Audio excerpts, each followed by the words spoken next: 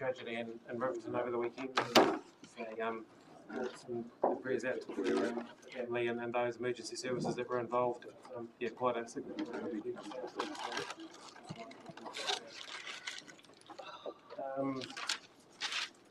We've done a lot of the stuff through the finance and assurance meeting, but apologies. I was going to give one myself. I'm going to duck out at some stage just for a few minutes to meet Minister Ducey, the Associate Minister for Transport, to talk about transport stuff, so quite relevant to what we're doing at the moment. So I'm sure you won't mind me going and doing that. And I'll move my own apology. Yeah, I'll on 3:30 as per normal. It's still going here. Seconded by Councillor Menzies. Yep. All those in favour, please say aye. Aye. Anyone against? That's carried.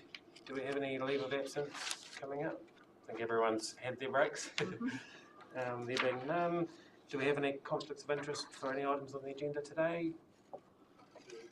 None. We don't have any urgent items.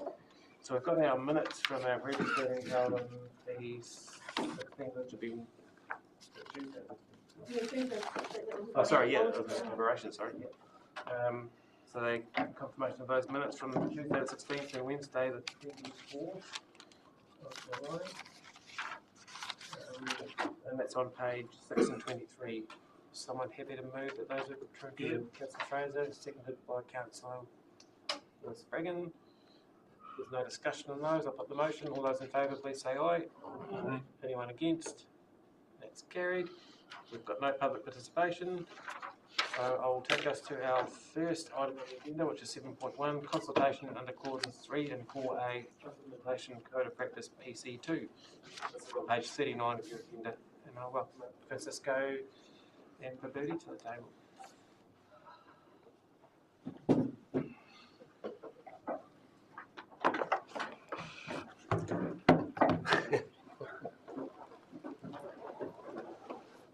Worship, councillors, I think you might have been through this before.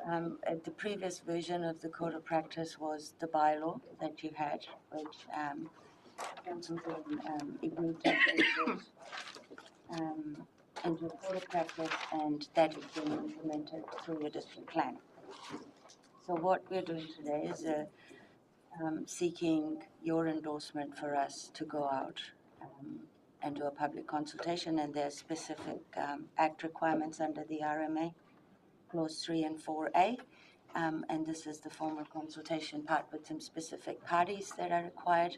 So we're really just seeking your approval to go out and do that.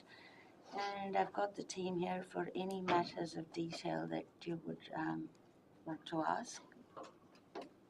It will come back after consultation. We'll do the process around that, and then you would have, and then we formally notify it. So there's still a wee while to go, and that follows its own hearing process and deliberations and the rest of it. Thank you, Worship. Thanks, Abidi, and yeah, welcome Ashton as well. Sorry, I missed your name before. Yes, still important. Thank you for that. And yeah, like you say, this has been discussed quite heavily before. But do we have any questions for the team? It's probably a slight side issue rather than the actual consultation. Just wondering where we're at with the actual Code of Practice. When it was initially done in conjunction with ICC, it was quite rushed. And there was definitely a few issues still to be looked at and reviewed. So just wondering where that's at. I mean, things like, I'm trying to think the technical details now, but the suggestion by one of the submitters about having pipes on an angle for earthquake and stuff like that, and we're always told it will be reviewed. So just wondering where that's at. Sorry, there is through you, Chair, there is a 1-year review, but we cannot review it because the Code of Practice was not implemented. So we don't know very well how it's working at the moment, or there is an issue in the operation. So as soon we implement the Code of Practice, we are going to have this 1 year to review how it's working or not. So that is the review process, and then we are going to follow with the process, of course. Councillor Chambers? I don't know whether Well, first question, as a councillor, can you put submissions in? Can you submit as a member of the public? I believe you can, yeah. Yeah. That's all right. My question was, I know if I use my farm, for example, if we were looking to subdivide it, I mean, it's got a lot of areas in it, but don't actually make a lot of sense as far as boundaries. And if you were to subdivide it, say to split up for family or carve off a bit for mum and dad to build a house, where does the subdivision laws sit? Whether you can answer the question now, or whether I've got to submit questions around that. The answer is yes, but we have to focus that this process is for the obligatory consultation that is pretty much with Ministry for the Environment, other Ministry of the Crown, adjacent local authorities, in Invercargill City Council, one of them, Environment Southland, and Tangata Whenua. And additionally, in this report, we are recommending the development consultants. Why we are inviting them? Because they were part of the writing of the code of practice, but at the same time, they are running in behalf of the community the largest number of applications to resolve consent, so they know very well the process.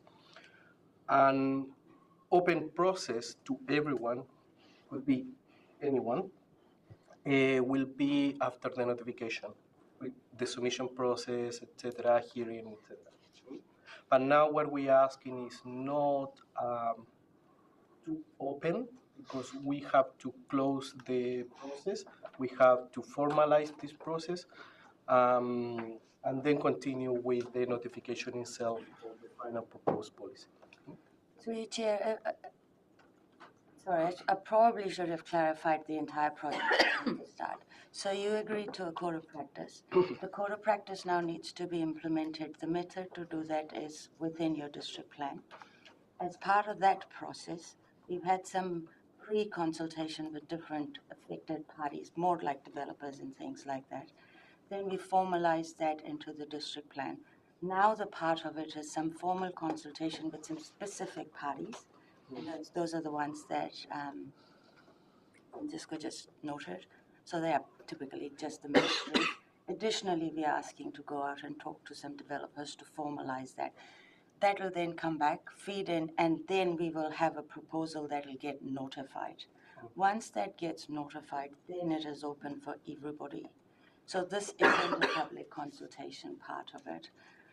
This is only to those specific parties. So that's, and once the notification is open, then it goes through its proper planning process, which this is all part of the process, sorry, so don't get me wrong, this is part of the proper planning process. But that's when it is open to public submission. And on the matter of whether or not councillors or staff members actually can submit, yes, you can, as a private individual. You just have to make sure during the submissions that you're not using any information that would not be available generally to the public. It's like anything else. You just can't utilize information that you are aware of as part of office. So, And that could potentially create a conflict of interest time if we were actually making any decisions based on the submissions as well. So it's just something to bear in mind. Yeah, I guess my point was, I just thought if I was the developer and had to jump through all the histories, as perhaps a developer when they're trying to realign the farm or set it up for future generations. Through you, Mayor, if I may answer to that specific concern, through this development of the Code of Practice, one of our goals is to provide more specificity and clarity to the applicant so that they understand more of what's involved as part of the Code of Practice and associated with all the issues that are needed for a subdivision or a land use consent. So one of the objectives of that was to increase that clarity, and we believe that we have compared to the current bylaw in the way that the district plan is formatted. So we're trying to alleviate that concern. That's one of the things that we kept in mind in the development of the Code of Practice and its incorporation into the district plan. Thank you. Yeah, thank you. I'm one. The current government's quite big changes, I think, to the Resource Management Act. What effect do you think that will have on this process and outcome? At the moment, there is not effect on this process because what we are doing is trying to monitoring, enforcement, and regulate engineering standards that come from another bigger standard. They are outside the RMA. So with all the change of the government, it's very, very low chance that this one going to have impact. We are talking about subdivision, how we are going to connect the pipes, the side of the streets. So and that is where we are going to bring this engineering standard, technical standard, in a way that at the moment that we do resource consent or we permitted some activities, we're going to say, okay, do it, but follow the right way of the engineering standard to do it. So I think this one, with all the governmental changes, they are focused on other areas. So will be very, very minimum effect or impact if there is some changes. At the moment, I cannot see anything that can kind of process. Further questions? Not take us to our recommendations, which are on page 40. So we're receiving the code of practice, we're determining it's not significant. Authorising consultation to be carried out as per clauses 3 and 4A of Schedule 1 of the Resource Management Act 1991. Approve the draft of the plan change attached to this report for consultation to be carried out under Schedule 1, clauses 3 and 4A of the RMA 1991. And we authorise consultation of those development consultants who have been involved in the preliminary engagement process as part of the consultation under Schedule 1, clause 3.2. Local authority may consult anyone else during the preparation of a proposed policy statement. Councillor Duffy. Happy to move. Seconded by Councillor Rivenclaw. There's no further discussion. I'll put those motions. All in favour, please say aye. Aye. Anyone against? It's carried. Thank you, Pete. The next item on our agenda is the financial report period, or this year ended 30th of June 2024. Joni, it's the table. It's on page 213 of our agenda. Worship members of council, this report is based on the draft June result prior to the year-end processes being undertaken. The annual report reflecting these final year-end adjustments will be discussed with Finance and Assurance and Council over the coming months, along with a report comparing the actuals to projections.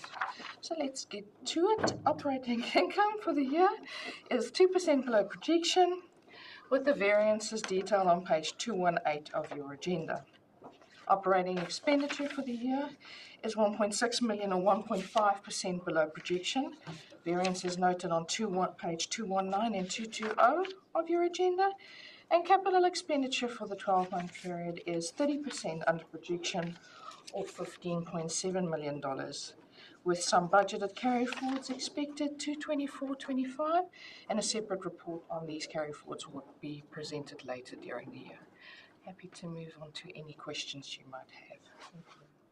Thank you, Joni, and a very thorough report as usual. So the detail in there may mitigate some questions, but I'll open up to the floor if anyone has got any questions. Sorry, I've got one through you. Have you ever considered being a reader of the news? No. I don't like public speaking. I was thinking advertising for Air New Zealand. Yeah, thank you for that compliment for Joni. But yeah, no, I think it just reflects again, like I say, the thoroughness of the report is always good. So thank you for that. And, we've got the recommendation there that we're. Sorry. Well, it's compliments. I also think the transport result in virtually getting through that program the way they did in that year's great effort. The question I've got on page 219, and it's to do with the upgrade, if you like, or refurbishment of the community flat in Edendale. I'm wondering where that's at, given that work seems to have stopped there. For you, Mr. Chair, I think we'll have to take that one away. We've got no one here probably to answer that question. Okay. We'll come back to you on it. Okay. So if there's nothing further, I've just got the simple recommendation there that we receive the report. Is someone in a position to move that? Councillor Graney, seconded by Councillor Keast. I'll put the motion. All those in favour, please say aye. Anyone against? Or do we want to add a B that we recommend that Ms. Joni Opposed? Yeah, motion carried. Thanks, Steve. Oh, look, one wee, sorry. There's a wee mistake here. It's just a wee typo. I think that's wrong. So we have now 7.3, which is the management. Oh, yeah, report. sorry. Fix that. 231. And Do that. Thank you, Your Worship. Good morning, everybody. So pleased to present the management report. Obviously, given the temporarily adjourned, you're well aware that the council, the organisation, has been consumed by the LTP, and I'm very aware that there's 10 working days between what you just passed in the last meeting and it coming back to you. So there's a massive amount on. You're aware that council has stepped up its engagement with government and government departments, and in fact it's it's a reasonably clear strategy that's coming through in the long-term plan that actually Southland does not want to be behind. And His Worship's just pointed out that he's about to go off to a meeting with the Transport Minister. And once again, His Worship is going to be putting Southland's case around the inequity, actually, of the amount of funding that returns to Southland and the FAR rate, the financial assistance rate, as opposed to the Southland Roading Program.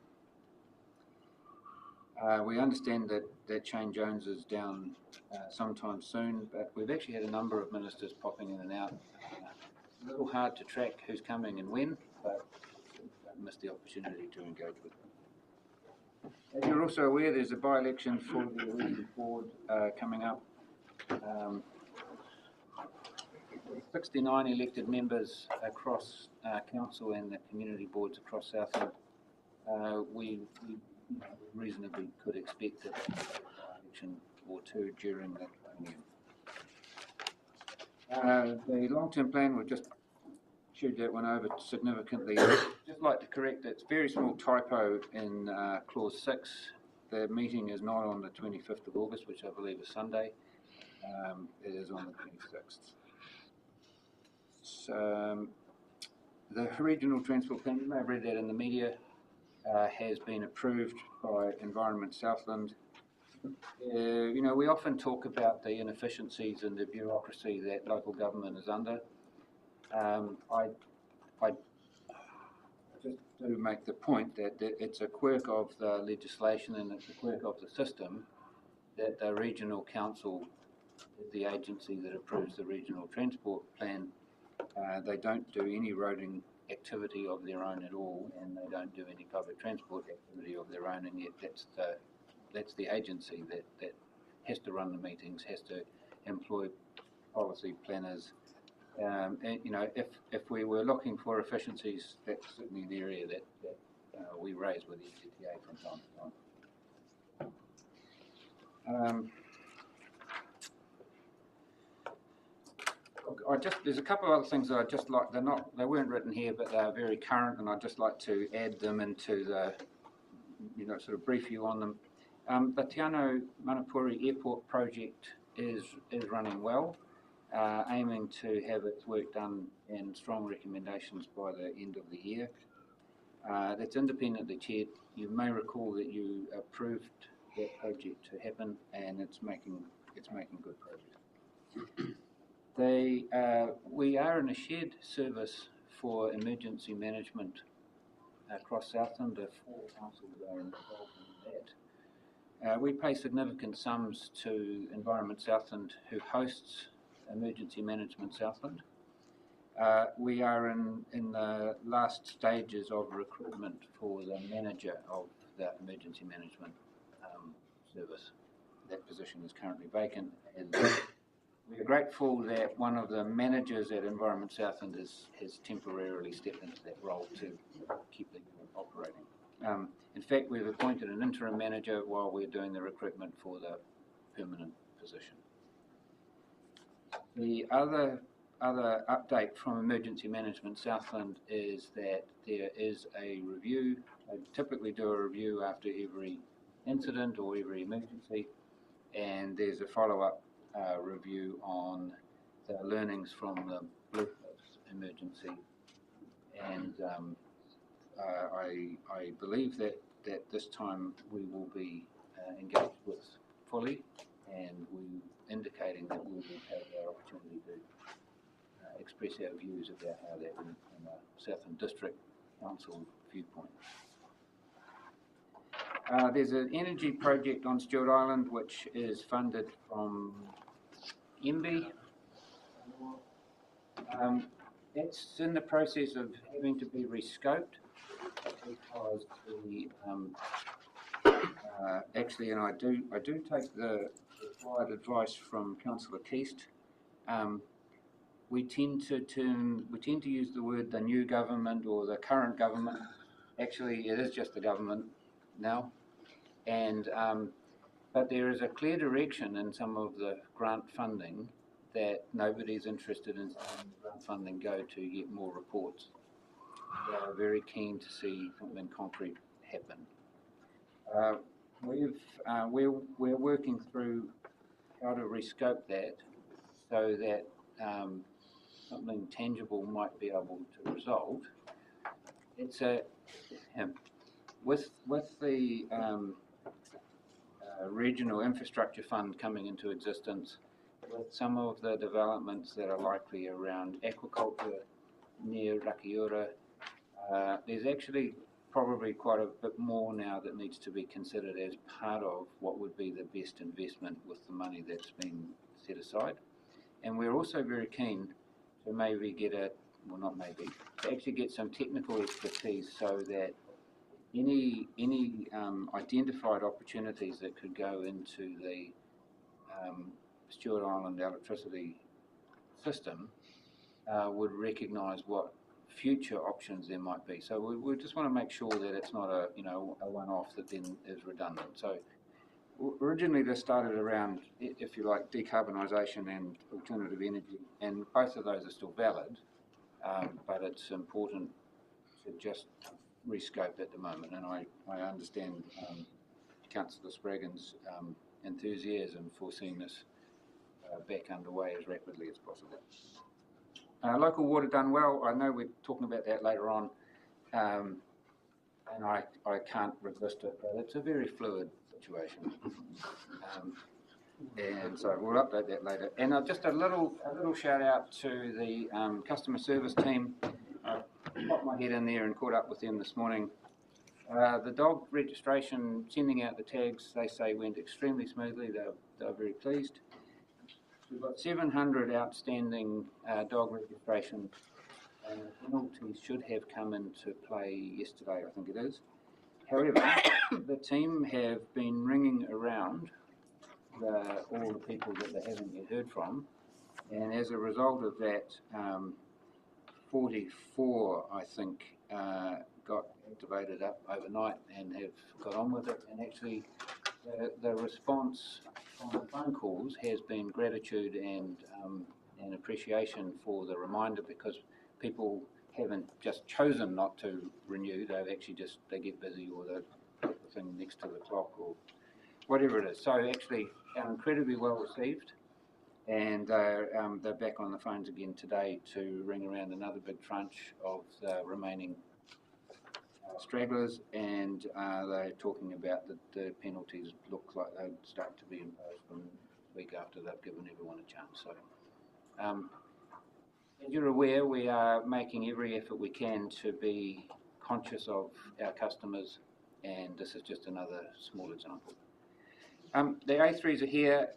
Some of the GMs are here today. We unfortunately have a bit of illness in the camp, and some of the managers are here that know a lot about the A3s. So now's the opportunity for any questions, and specifically on the A3s. Just regarding the airport, Cameron, when you say it's going to be completed by the end of the year, does that mean that the airport will be up and running with this new structure, whatever council decides, on the 1st of January, or is that just when Great South work concludes? Look, I can't give you a solid answer on that. I think the actual process is that the working group will report back to council, because it's a council project rather than the working group suddenly coming out and saying, right, this is what's going to happen. So what I'm trying to indicate is the project is very much live and underway, and but off the top of my head, I can't remember. The outcome of that working group is to bring it's council's ultimate decision what happens next, but that's going to have some recommendations, and then that will inform the next steps. But I can, the governance group has been looking really strongly as to what next steps are after that comes through to make sure that it doesn't just become a piece of paper that gets filed away. That's my question though, is when does it come to council? And because you said, does that mean that on the 1st of January that process would have been ticked off and implemented, or is it going to drag on? That will depend on the outcome of council, but the group is looking and making sure that the momentum carries on towards that direction. But yeah, it's ultimately good. Did you want to say something? Just through the chair, through you, Worship. There is obviously reports back that we're going to do regularly as well. So back to council. So there'll be a update midway between now and December. The report's due in December, and then obviously we'll come in probably the new year with that to council. It probably won't quite get into the last council agenda on time, but hopefully the new year. So it won't be a big surprise come December. It's this thing, you'll be kept in the loop all the way through. And yeah, I mean, it's important and it's been identified quite a lot in the group, and Sarah might want to actually speak to this as well, but that those next steps are critically important for carrying it on. It's my concern that it's going to drag on and we'll be halfway through next year with nothing in place. But Do you want to say anything, Sarah? Or? Thank you, Your Worship. No, through Your Worship, that's something that certainly the governance group are very aware of, and pushing really hard to make sure that when we do get to 31 December that we just don't go back to what was previously in place. So otherwise, I know that the community board will be very probably both upset and disappointed that the money that they have put into working through this process with Great South will have essentially been wasted. So there is no intent for the governance group to have this 12 months be a waste of time. This might be a naive question. The approval for Environment Southland on a regional land transport plan, is there a cost to the ratepayer or Southland District when are we charged by Environment Southland? Through you, and I believe they rate for that themselves. They rate for that So themselves. as a ratepayer, you'll be paying for Environment Southland, right? Yeah, I'm just looking forward to the key conversations with Environment Southland going forward. We share the same ratepayers around regulations coming through, especially around that local water well done. Councillor Duffy? A couple of questions. Just talking about the roading and the talking to the minister and so on. I'm just wondering, we talk about that shortfall of what we're not getting. Where does state highway spending come in that? Is that part of the shortfall, or is that another amount? It's included in the figures that, look, I've got a presentation from today, so that whole $1 billion has come in, and there's a 555, so $1 billion has gone out and 555 has come back, so that's inclusive of all of the state highways as well, isn't it? I'm just looking to Hartley just to... Possibly. Yeah, so that's from the entire kind of region's roads, including state highways, which is a stronger argument, because otherwise they could say, well, they're investing in the state highways. Yeah, well, that's why I'm asking. Yeah, good. And just another point, which is outside that really, but we talk about GST and that coming back to councils, and I just wondered in Southland's case, where I'm guessing that probably half of our GST on rates is actually refunded because it's businesses or farms. Are we keeping that in mind as part of that conversation? Yeah, I think...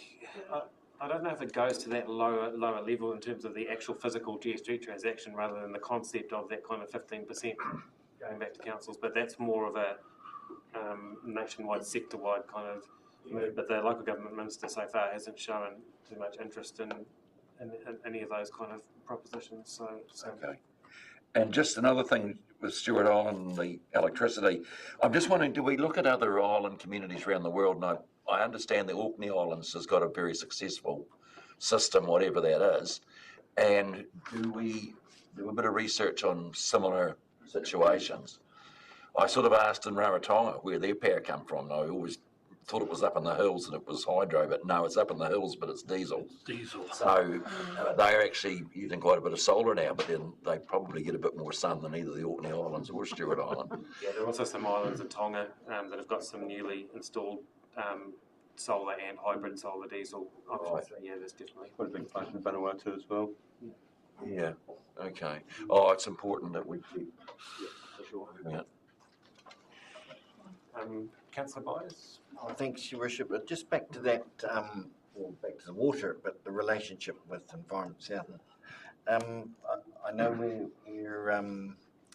facing some increased costs as a result of this sewage that needs to go to land, but I see the Central Otago District Council is working with the Otago Regional Council around that issue. I've had the understanding that we're dealing with the government, but it's the land and water plan that they're proposing that, so the ORC are proposing that actually restricts any kind of effluent going to water, so that as it's potentially above and beyond what Te Mata Arawa is doing. So it's an independent kind of gauge. It's being rules that are being set by the regional council in Otago. So that's getting challenged at the moment. So I know the ES are currently looking at. We had a conversation with a couple of the councils on Friday around that as well, because they're looking at that as potentially something that will affect them and us as well. But it's the Te Mata Arawa will be driving the national standard, but we just need to work out, and we're not sure yet whether they're driving a minimum standard that a regional council can then put rules in above that, or whether who trumps who, I guess, is the question in terms of the regional council and all Te Mata Arawa. so it's not set in stone that the treated effluent has to go to water. Not yet, no, but the regional council in Otago is looking at putting that into their freshwater management. That would have been set in stone there, which would potentially, if that was going to the council from being able to do that. So that's why there's those conversations happening. Okay, thank you. Councillor O'Brien? Through you, Your Worship, just talking about specifically the airport, the energy sector with what, Paul, you were talking about around alternatives, and also what you're talking about, Don, with water infrastructure. I just wonder what this council's appetite would be around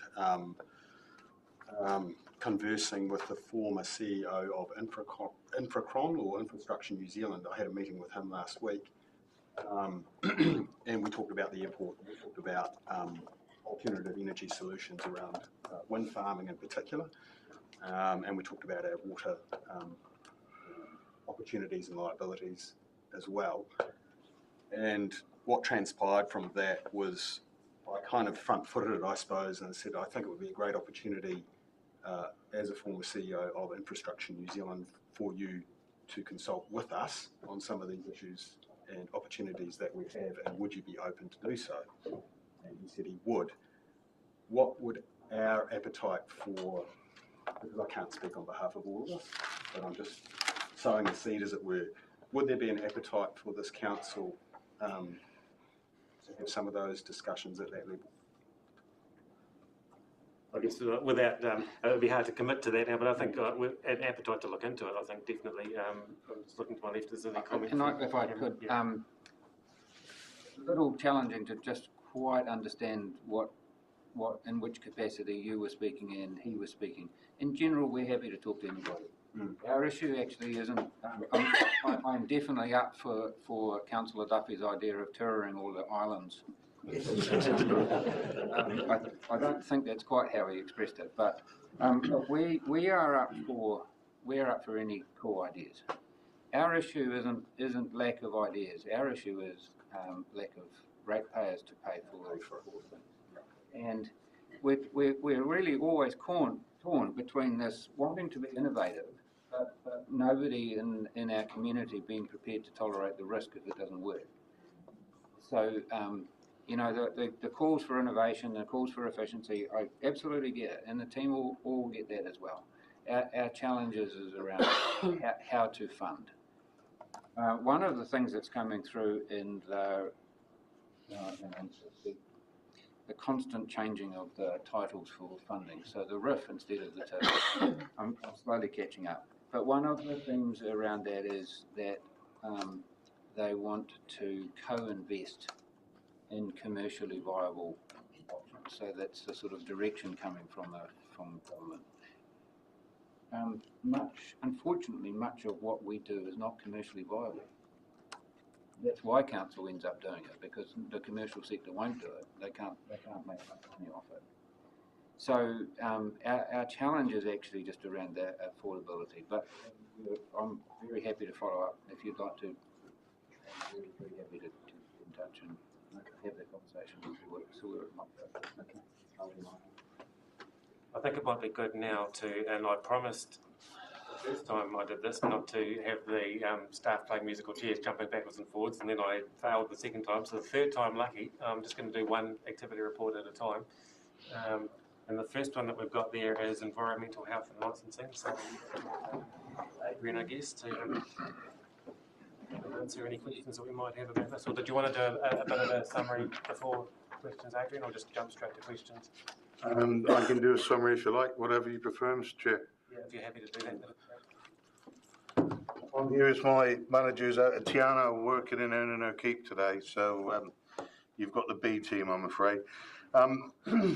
So environmental health and licensing, we've recruited a replacement licensing officer about 6 weeks ago, and she is taken to it like a duck to water. She is a former alcohol licensee working in Riverton, and she's come into the light, the dark side, if you see what I mean, and she's absolutely smashed it. And we were under an awful lot of pressure because we're also down as senior EHO, but they're doing really, really well. They've done over 60 alcohol licenses in this month alone, but we're coming out of the slow period there. As far as we're aware, there's not been any significant foodborne illnesses out there. There's been a lot of illness, but none of it that we can find is related to foodborne illness. We're working really well generally on the alcohol side. There were 2 premises found to be breaking the rules on a controlled purchase operation. For those of you who don't know that, that's when we send obvious youngsters in to buy alcohol. Sorry, I was going to interrupt you. I'm just going to...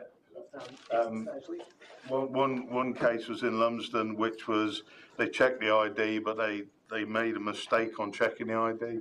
And the other one was in Balfour, but both of those are being dealt with by the police now at an appropriate level. So that's disappointing when that happens. But it's just one of the things that we have to do to see if things are working well or not. But generally, environmental health are doing really well. They're hitting the numbers. We've recruited a new senior environmental health officer who will start work on the 26th of August. So that gives us more capacity on the food verifications, which are dictated by the Ministry of Primary Industries anyway, as to the frequency of those visits, not by us. But we are keeping up. We're about 90% on date on the food verifications. So all in all, the public health and alcohol are doing pretty well. But I'm happy to answer any questions if I can. Any questions after the excellent summary? Just one, have you heard any feedback about, and I appreciate you probably might not be the person here, but with the domestic food business levy that's being introduced, there's been a bit of skirmish there in the papers. Are we hearing anything locally? Sure. For you, Madam Chair, sorry. It comes in next year. I think it's June next year, 2025. And year 1, it's 57.50 per site, and then year 2 is going up substantially. Yeah, they're going up. They're going up by year 2 is 2026 is 86.25, and year 3 is $115. So this is to obviously recoup some income for the government. At the moment, we get $11 out of that amount of money to actually do our administration of that. So it's not an awful lot of money when you consider that we have to do the registration of There's really not much revenue coming for the council. On this particular charge, no. This is a central government rate. Any other questions? I don't know whether you want to move across the chair or just move on into the building. Building, right, okay. So, building solutions. Look, can I just say, and I sound a bit like a crack record, but I'm really, really proud of my team in regulatory services. When I got here at the end of last year, they were down the dumps a bit. They were getting hammered from all sides. They were getting pressured by people outside of the organisation. And they weren't hitting the numbers, but now they've really, really turned it around. And the work is really, really good. The people are properly trained or getting trained, and they're really, really punching it, and it's great. Building's a bit of a fickle beast. We had a drop off in consent numbers because of the way the world is with interest rates and whatnot, but we've seen that start to pick up this month. This isn't part of this report, but we've seen that start to pick up already. So we're preparing ourselves to get into that. So on the numbers there, in June, I think we were 88% completed on time for the 20 days that we have. In May, we were 92%. And that trend is actually, the worm is going up again.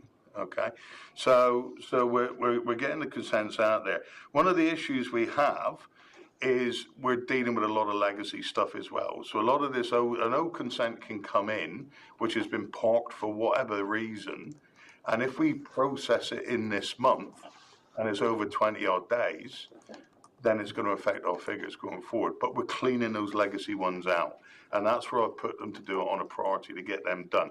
So when we're coming into the later months, we're going to have clean figures, and we can look at what hasn't been done on time.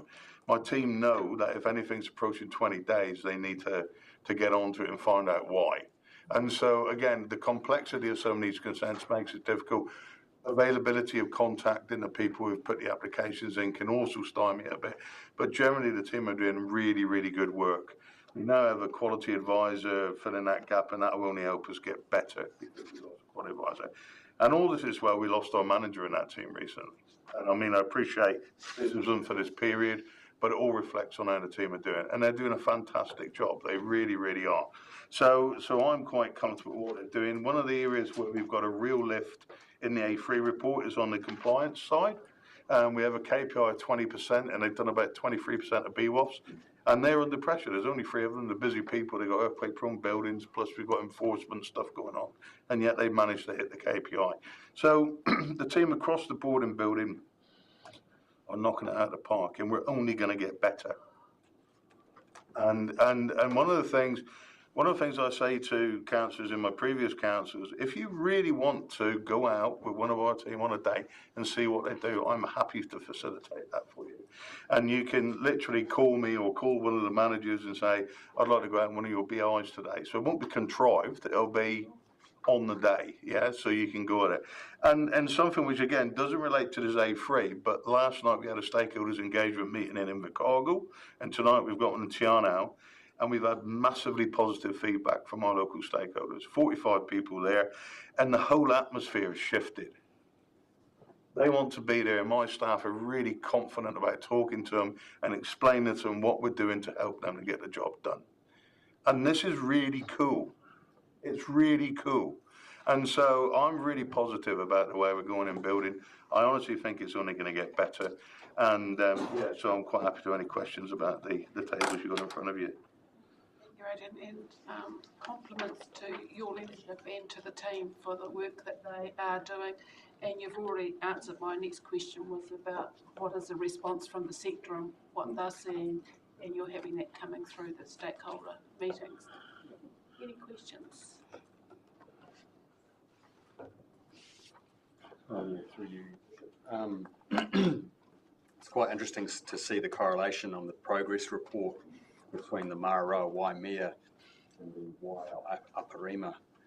Those numbers would, to say, reflect the sort of the ongoing appetite for further or future development in those areas. I know that driving down here today, you know, I could see, you know, on a physical sense, you know, some obviously areas where resource consents would have had to have been lodged in light of building consents needing to be lodged as well.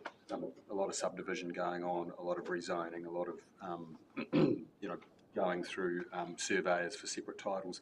There's quite a bit of that stuff going on in the Mararoa Waimea ward, and obviously looks like the Riverton thing's happening as well. So, yeah, those numbers certainly reflect what we can see on the dirt, if you will. Thank you. Okay, thank you. That was all for Resource consents? consenting, sorry. So, resource consents as well. This team, again, we're under a lot of pressure when I got here. They've pulled it out. I appreciate that I'm the group manager, but they've done the work. They've done incredibly well. And the ones for the statistic I will point you to is down the bottom there. Is consents processed within the statutory time frame of 20 days. Now, as we're building, we had an awful lot of legacy stuff going on, and you can see back in November we were at 3.7% of them actually being processed on time. We're now at 78%, and that's a phenomenal achievement, because between that time and now, it's not only the new ones that are coming in, it's all the old ones that were backed up for various reasons. And the reason we've got there is because good work by people before me, setting up the consultants panel and getting people in to take some of the weight off for a short period of time, which gave us the breathing space to train our own team up to make sure the processes are right and things are going well. And what I'm really proud of, for 8 weeks, we have not put one consent out to a consultant. They've all been done in-house. And in that 78% figure there, we had 3 which didn't make it on time. 2 of those, one was 23 days, one was 24 days, so we were over the 20 days. The other one was a legacy one, which was 117 days or something from back when Adam was a lad. So the reality is, again, they're smashing it. They're doing a really, really good job. And the vibe is different. You know, when you go into a room and people want to be there, they're really enjoying each other's company, they're getting the work done, and they're chopping through it. And somebody put in a report recently that, well, the team seemed to be really work-focused, and they put it as a negative. To me, that's, I mean, it probably cheers you guys up, and it cheers me up as well, but the team are really work-focused. There's not enough social activity. Well, fair enough, but we do have social activity as well, but obviously we're not all introverts, especially me. But they, you know, they're smashing it. They're doing a fantastic job. We're going to get the odd time when we're going to get murdered with a lot of consent. And so we've still got the ability to put some out to contractors if we need to do it. But, you know, I can't talk highly enough about them. I'm really, really positive about them. So across the board, I just think they're doing a great job, and I'm happy to answer any questions you may have.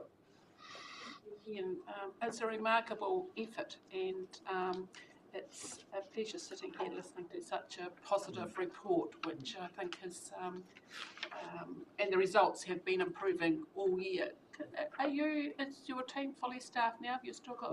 We've got 2 vacancies in the resource consent team, one for a senior planner and one for a manager. We've got temporary contractor support in those 2 roles, but hopefully we'll get them filled soon. Hopefully. We'll see. But we're getting there. Thank you. Any other questions or comments? Thank you. Thank you. And I think we're following by.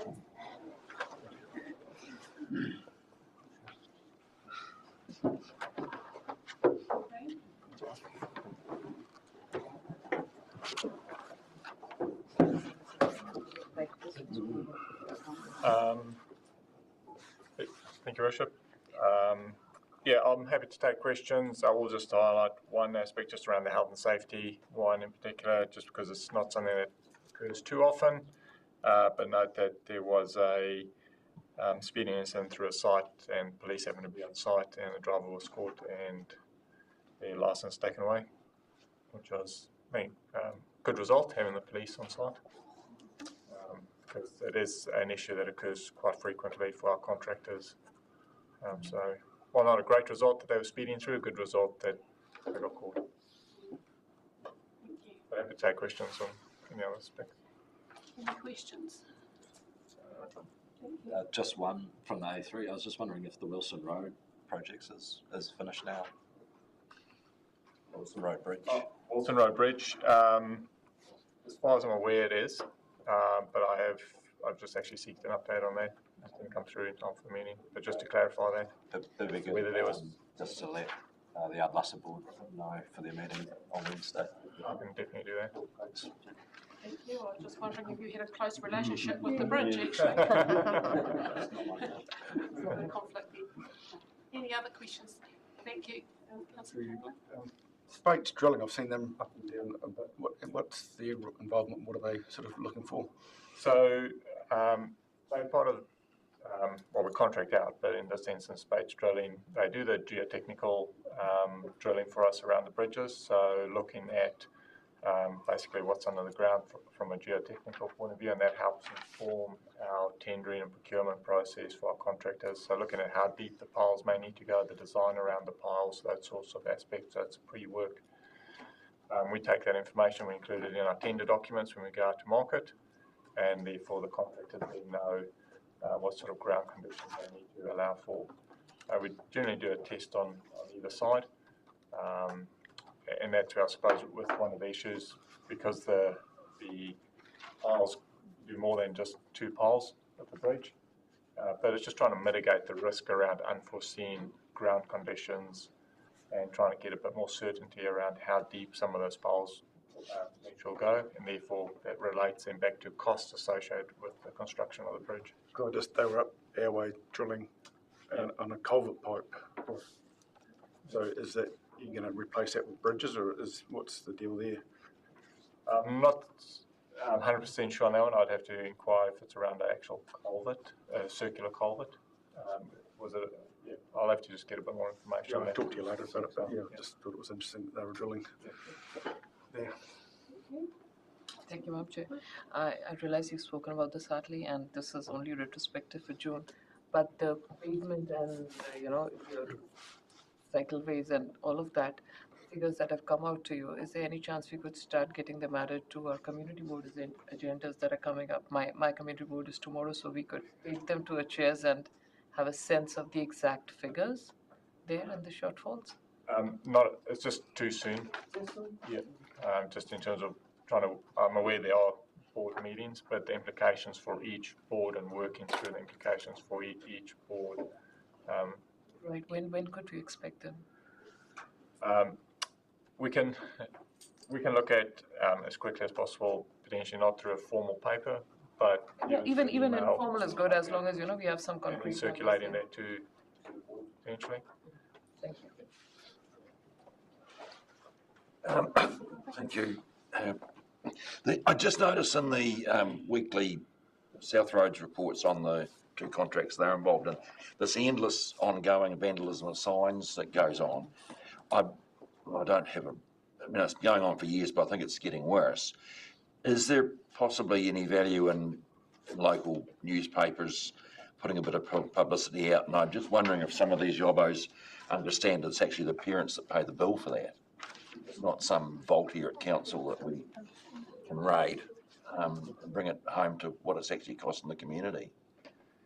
We can definitely look at putting some figures together. We have done that in the past, putting some figures together as to what the costs of vandalism or non-planned repairs around signs are costing the community and ratepayers. And getting a bit more visibility on the actual cost to ratepayers on that. Yeah, I guess signs, cameras aren't practical. Yeah. Unfortunately not, no. Thank you for that response, Hartley. We've talked about this not that long ago, actually. I think there were first edition that went out there. Significant. I have to mention the repetitive work required on the part of staff who are going out, and are also alert to that happening and don't have to be asked to replace the signs, they just happen. Councillor Rutherford, you've got it. Thank you, Christine. I'm just following on from Paul, and thanks for your report. A lot of rural mailboxes are being so the suggestion from the rural community is that we concrete posts, paint them to look like they're wooden, and let those cars hit them. So what would be the appetite to do something like that with their road signs? I know it'll be the expense. Unfortunately not. There are codes around from a road safety point of view around what's considered frangible So generally your 100 by 100 type posts is sort of the maximum allowable size, and that's just from a road safety point of view for drivers unintentionally do generally go off the road and hit those structures that they don't kill themselves. So yeah, it would be nice, but in some cases, but from a road safety point of view, not so much. So we've got no problem doing it ourselves with our mailboxes though, have we? Not in the road reserve. Yeah. Other questions? Thank you. Councillor O'Brien? Through you, Worship. Earlier today, our Mayor acknowledged the recent tragedy in Riverton. While I appreciate and I understand, thank you for this report, just with this recent tragedy that's occurred, a couple of people have sort of questioned me about, are there any obligations from council around, any of the assets that we own as a council associated with, it might be more towards you, Fran, maybe, but do we have any obligations, I suppose, in terms of letting the general public know about some of the risks associated with using our assets, or that was I couldn't really answer the question, to be honest, so I just thought I'd use this opportunity to ask. Yeah. Can we mitigate, or can we learn from this kind of experience to be able to give the public a better idea of some of the risks associated with using the assets and anything beyond that? Where possible, we illustrate that. I mean, obviously, it would be impossible to do that for our roading system and go, be careful how you use our road, drive slowly. I guess we have signage that says, dangerous corner and different things that can, So I suppose I take the question as being more than just a transport or roading related question. It was just an example of, I guess, what's happened. We own some wharves. While the wharf itself or the jetties weren't part of the incident or the accident, but, could we as a council sort of say, hey, look, you are entering an area that might be part of Maritime New Zealand, it might be part of the Coast Guard's responsibilities. I just couldn't answer the question, and I wondered if you guys could help me answer it or not. Take that offline if you want. We can. It's probably not so much Hartley and my responsibility. However, that's not to say that we might not do something on the walls. That's possibility. So. I suppose from more through a general aspect, from at least a transportation lens on, is if you think of things like your curve advisory signs, the advertising we do around impaired driving. When we have eyes grid, those sorts of things, those are, I suppose, a proactive measure in trying to highlight the risk to, in this instance, road users. You never catch everybody, and at the end of the day, the people behind the wheel, in the instance of roading, have to make those decisions themselves. We can't make the decisions for people, but we do our best to advise of those risks that exist. So, your point taken about that. Thank you. And also appreciate the work that the contractors do in seeing where signs are hidden by foliage and other things, and they're really onto that, as I read it in the reports that they provide as well. Any other questions? Okay, thank you. Thank you. Just also note thanks for the report itself. It's quite simple on the 8th, but there's a lot of work that goes into providing the reports that makes it straight for us to ask the questions as well. Right, must be forestry. Thank you very much. Good morning all. I'll take a O3's read. Any questions at all? Just one question from the Waikaia area that's come from the community. Was there any plans for expansion in the Waikaia forestry? That's just come from the local community. I just need to get back to them with an answer that had come through in an email back in June. I think look, there's nothing on the table formally presented to myself that is recent. There's always those proposals floating around. We could probably look at that a little bit more for you. where that is. I think it was based on recent There's nothing, information, but there's nothing. there's nothing formal, nothing at all that we can. I'll just go back to them. Thanks. Thank you. Any other questions? Jerry, was there anything you wanted to highlight from your report? No. Thanks again. What again?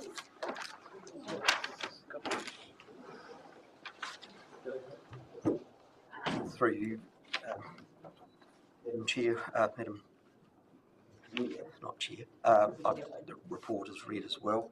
I would comment on a couple of things. Just there was clearly a few jobs that were out late to the market, so just regrettably you're still in the process of getting finished, and that's the Belfra and Winter infiltration inflow contracts. Would have been nice to have had them done by the 30th of June, and obviously the Stewart Island rising main.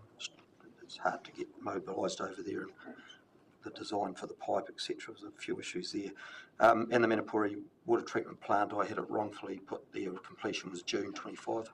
Apologies for not picking that up, but it's probably going to be about mid-September when that's completed for the plant. Then we've got the rising main from the lake to the plant that will follow on from that. So that pretty much around those things. I'll just comment the Tautau closed landfill protection is in this 24-25 year, and it's well through the design for that. We're just getting it peer reviewed by an expert at the moment. That will be a rock protection type operation there to protect that landfill. Will there be questions? The Brookfields landfill higher than budgeted cost, is this completely offset by grant income, 100%?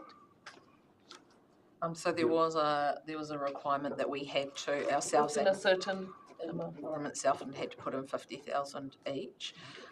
That was once, so there was a requirement. It had to be the work from when it was granted. So there was some pre-work that wasn't able to be captured in there. Was that back early in September when we first started? When we first started, so before we'd actually applied for the grant. So some of that work that happened that we had to do immediately post the.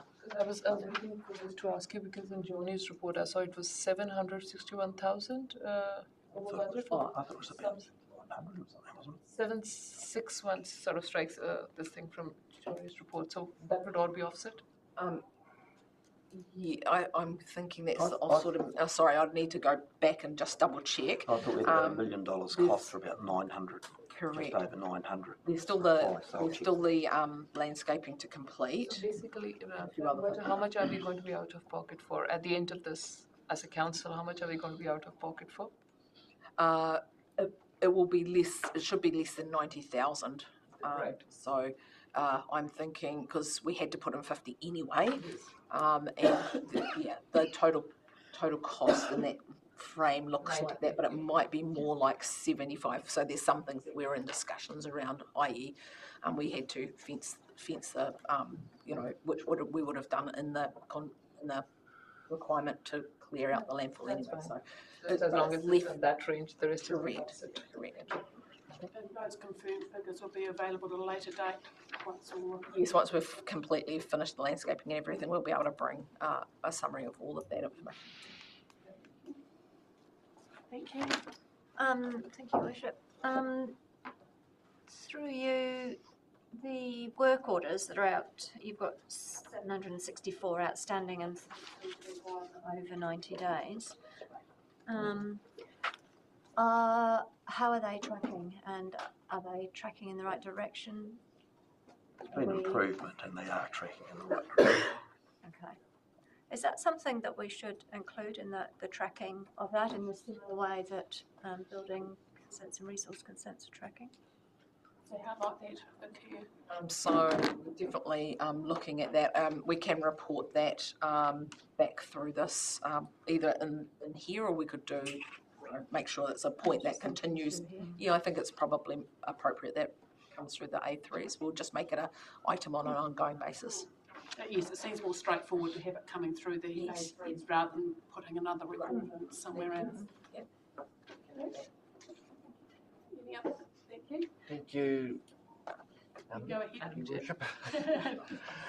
Grant, now I did pop out momentarily before, so I'm not sure if you've talked about this, but Eastern Bush is, how long's, two questions, how long's that boil water notice and how did we get to that situation? Two things. The boil water note, if you look at the KPIs that have come through for a long time, we report to Tamara Arawai that we've had a boil water notice on it for quite some time. The problem we've got at Eastern Bush, it's an old plant, it's up for renewal. We want to get it. We want to get the replacement right. We want to get it at the right location. We want to have the right intake, whether it's still a river intake or a bore intake. We've done a bit of bore testing. When we get a good yield, we have high nitrates. When we get a poor yield, we've got good water. So we're still battling through what the best design is for that. And we're going to take the plant up onto the terrace so it has less consequence of any flooding type issues. So that's the issue with us there. Every time the Waireki comes up with a little bit of flood, it's dirty, we get a turbidity. Even though the plant chlorinates on a normal flow, normal clean water, the chlorination is fine. As soon as it gets a little bit of turbidity, which is just brown water, the chlorination at that old plant can't keep up. So we've been reporting to Tamara Arawai for quite some time, and in our KPIs that we've had a boil water notice on, but we haven't been putting it out to the locals. And if we did, would be weekly going, yes, it's on, no, it's off. So we probably because we've got to report to the Tamara Arawai standards, we've actually said in the interim until we get the plant sorted out, we won't fix it before the plant's built. The old plant hasn't got the capability. We will just put a boil water notice on, and so be it. And that way we're covered. If anything happens, we're covered. And we've got to remember, it's predominantly, it has got about 55 houses on it. It is predominantly a water rural supply with the treatment that should be satisfactory. 5 years ago, 10 years ago, it probably was, but now it's run out of life, and we're hoping to rebuild it when we get a final design, which is getting worked on. And there's been some challenges with Environment Southland there because we wanted to change the location of intake totally, but all the water out there has already been allocated, so we can't go to. There's some real complications, and getting through the usual Environmental Southland, iwi, etc., has taken time. And I know that it's an inconvenience, but we want to get this right, because if we go fully water in a river intake, then there's always that potential we have the same issues. If we go fully bore, we've got to get the right bore, the right water. A bit of our thought is, can we do a bit of both and then have a bit of resilience and if a river comes up, we just switch 100% the bore, etc., etc. So the other things we're looking for. There's a lot of people out there who drink rainwater. Yeah, but it's a registered supply. So it's a registered supply. We've got to meet certain requirements. We're not quite meeting those at certain times particularly through the flooding and high river flows. So we've got to that we aren't meeting those requirements when the chlorine doesn't have the oomph to do the dirty water. I'm just going to advise we're under a bit of time pressure now to get through to the afternoon session, and I imagine we all want to have lunch. So we'll look for succinct questions and responses. So, Councillor Chamberlain. Disregarding this, which there's been a really high number of geese living on the river, which I don't know whether that's caused. Not that we've seen the nitrates. It's nitrates through. But when all the bores that are out there have just seemed to have quite a lot of high nitrate. I haven't seen. I'll ask that question. I haven't seen it. And we'll catch up there. But I like to have staff out because there's another water source not far from us that maybe it's worth an investigation. Thank you, Councillor Chamberlain. That was an issue that was raised during submissions and we followed up. Yes. Thank you. Any other questions? Thank you. Thank you. And delivery. Thank you. For you, Madam Chair. I'll take the report as having been read. Just a couple of highlights on there, and probably just a discussion point is where the PDT team is at the moment with it's really full on focusing on the next year of projects once that gets all approved. So I have the team working quite a bit on some prep work in that, so given the slight time delay this year to make sure we're ready to go, particularly working with Hartley's team and things like that. Documents are coming through thick and fast for us to review, so we're working on that. And the other one is on that roller incident. Since this report was done, Dave McCone has pretty much closed out his investigation stuff. There's probably about nearly a dozen action items in there to be followed up that we'll be working through in the next wee while. Some of that we're adopting into the current documents to make sure we tighten up some of the timeframes for reporting to council and things through the contractors, because it took longer than we should have. Frustrated with that at the time, and we're tightening the contracts to make sure we have some stronger mechanisms to probably. And I'll take any questions. That's useful to know. Thank you. Any questions? Good. Anything else you wanted to highlight in your report? Unless there's something else, I think that covers it. Okay, thank you. Thank you for your work there. That takes us to the end of your report, and we move the acceptance, move that we receive the report, Childhood Management Report. Thank you, Councillor Manning, and thank you. All in favour? Against? Carried. Christine, just before we close, there's just some minor amendment actually on the minutes that I've noticed. If we can go for a revocation on that. Just the minutes of the 16th and 17th of July, there's 3 members as listed as apologies. What page? Page 6 and 19. And they're listed as apologies, but I understand that some of them, as I was, on leave of absence. And on the page 23 for the 24th of July meeting, it shows the members on leave of absence listed as on leave of absence. So I just want got on page 7, there were apologies from Councillors Chamberlain, O'Brien and Wilson for the meeting. It was noted that Councillors Chamberlain, O'Brien and Wilson were on approved leave of absence. Oh, it's just formatted differently. Okay, cool. I was comparing it to the page 23 where it's got next to apologies of each member in brackets, leave of absence. That was just a transfer over from the, It's a different meeting, yeah. Hang on. 23 is a different meeting. Yes, I wasn't paying attention to my, That's just a format. properly to my, how I was doing the minutes, so. Sorry, it's just. We've got hybrid 1 and hybrid 2. That's right, I'm happy with that. So is there any further action we need from you? No, it's all good. Thank you. So we've finished the meeting. Yeah, haven't that we? brings us to the close of the meeting. So, can we close the meeting? And that enables everyone to attend to lunch. Now, we were supposed to start again at 1. I think we should be keeping to that timetable. Okay. We've got external pay any attention to, close attention to any health and safety issues arising from keeping your food quite close and work with any one for these insurance. Going down the stairs in a rush, Don. You should be gone already, Todd. Sushi today, John?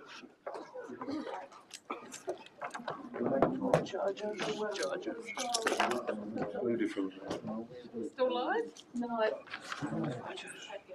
That's quite easy.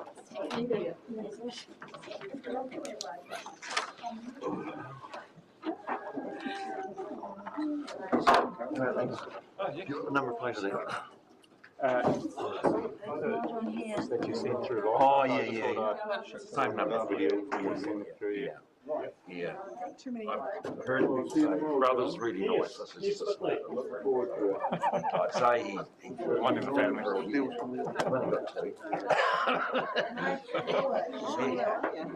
Your brother, so They asked for sale. I might target. Yeah, so maybe it's like I don't care. I'm just saying that.